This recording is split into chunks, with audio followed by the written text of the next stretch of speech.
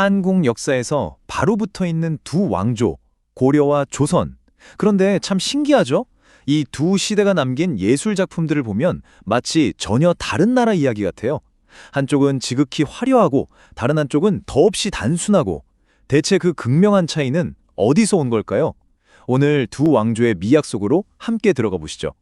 자, 여기 한번 보세요. 왼쪽은 고려, 오른쪽은 조선이에요. 딱 봐도 느낌이 확 다르죠?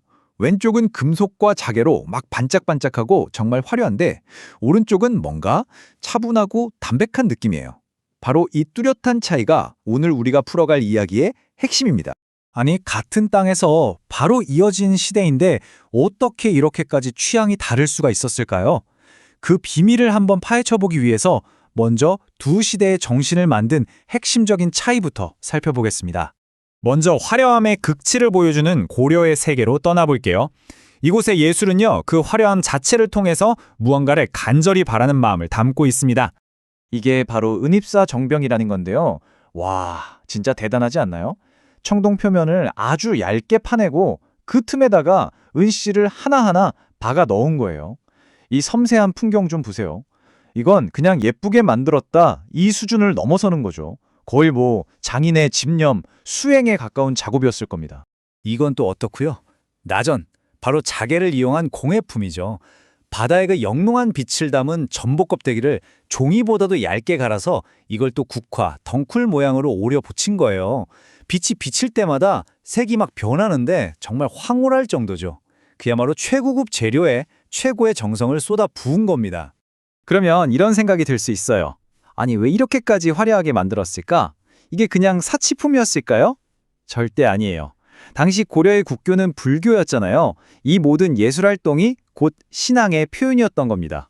최고의 기술, 가장 귀한 재료를 써서 아름다운 물건을 만드는 것 자체가 부처님께 바치는 공양이었고, 또 공덕을 쌓아서 더 좋은 내세를 바라는 그런 간절한 마음이 담겨 있었던 거죠. 자, 그럼 이제 완전히 다른 세상으로 한번 가보겠습니다. 바로 조선이에요. 고려가 체험의 미학이었다면 조선은 정반대입니다. 비움의 미학이라고 할 수 있죠. 이 3층 탁자를 보면 딱 느낌이 오죠. 고려 공예품과는 완전히 다른 매력이에요. 화려한 장식, 그런 거 없습니다. 대신에 나무가 가진 원래의 결, 그 자체를 아름다움으로 삼았어요. 불필요한 건 싹 덜어내고 오직 쓰임새에만 집중한 거죠. 이게 바로 조선이 추구했던 실용적이면서도 단정한 아름다움이에요. 그리고 이건 조각부예요. 옷 만들고 남은 천조각들, 버려질 수도 있었던 것들을 모아서 이렇게 멋진 보자기로 만든 거죠. 지금 봐도 정말 세련되지 않았나요? 마치 현대 추상화 같아요. 일상 속에서 아주 소박한 재료로 아름다움을 찾아냈던 조선 사람들의 감각을 엿볼 수 있는 부분입니다. 그럼 이런 변화는 어디서 왔을까요? 바로 성리학 때문입니다. 내세를 위해 화려하게 공덕을 쌓았던 고려의 불교적 세계관과는 달리 조선의 지배 이념이었던 성리학은 현실 세계의 질서, 검소함, 그리고 본질을 더 중요하게 생각했어요. 예술도 마찬가지였죠. 사치보다는 단정함을, 장식보다는 실용성을 추구하는 그런 가치관이 고스란히 담겨 있는 겁니다. 그런데 고려가 남긴 유산이 이런 화려한 공예품에만 있는 건 아닙니다. 아름다움을 만드는 기술만큼이나 지식을 만들고 퍼뜨리는 기술에서도 고려는 세계 최고 수준이었어요. 특히 불교 경전을 널리 알리려는 노력이 세상을 바꾸는 엄청난 발명으로 이어집니다. 바로 이 숫자, 1377, 이 해를 꼭 기억하셔야 합니다. 세계의 인쇄 역사를 통틀어 정말 중요한 해거든요. 왜냐하면 우리가 흔히 아는 구텐베르크보다 무려 78년이나 앞선 시점이기 때문입니다. 바로 현존하는 세계에서 가장 오래된 금속 활자 인쇄본, 직지심체여절이 세상에 나온 해입니다. 이게 무슨 뜻이겠어요?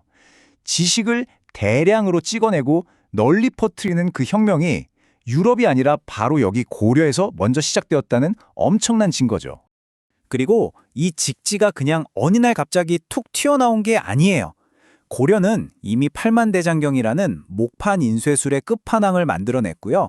직지 이전에도 금속 활자를 썼다는 기록이 있을 정도예요. 그만큼 지식을 보존하고 확산시키는 걸 중요하게 생각했던 거죠. 자, 그럼 이 화려했던 고려와 단정했던 조선의 미학, 이게 그냥 박물관에 있는 옛날 이야기로 끝일까요? 전혀요. 이 두 가지 정신은 지금 우리가 사는 세상에도 아주 깊숙이 들어와 있습니다. 한번 생각해 보세요. 여러분 주변에 있는 물건들, 여러분이 생활하는 공간 속에서 혹시 이 두 가지 미학의 흔적을 찾아볼 수 있지 않을까요? 네, 이 두 정신의 대화는 지금도 계속되고 있어요. 아주 정교하고 화려한 디테일이 살아있는 명품 디자인을 보면 고려의 그 장인 정신이 떠오르지 않나요? 반대로 기능과 본질에만 집중하는 미니멀한 건축물이나 스마트폰 같은 IT 기기를 보면 조선의 그 절제미가 느껴지죠. 이렇게 과거의 미학이 서로 영향을 주고받으면서 지금 우리의 디자인 세상을 만들어가고 있는 겁니다. 화려함으로 염원을 표현했던 고려, 그리고 단순함 속에서 본질을 찾았던 조선, 여기에 지식 확산의 혁신까지 이 위대한 유산들이 오늘 우리에게 묻고 있습니다. 여러분은 어느 쪽 아름다움에 더 마음이 끌리시나요?